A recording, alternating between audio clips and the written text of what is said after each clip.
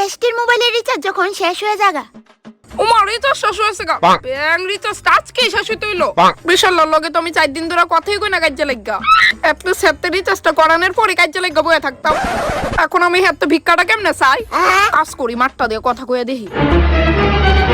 Hello.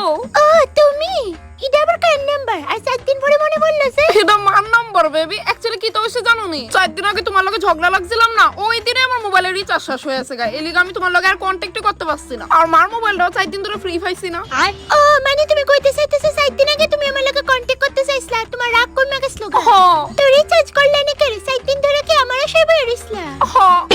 না baby মানে তুমি তো জানোই বাবার একটি ওদের হাত করছে লিখা। আরে জান কাইন্দো না। আচ্ছা শোনো না, রাইখা দে, মা আবার আয়া পড়বো আমার ফোনটা নিতে। আচ্ছা জান শোনো, আমি রিচার্জ করতেছি তোমার ফোনে। ও বেবি তোমার মতো বয়ফ্রেন্ড যাতে 7 জন আমি পাই।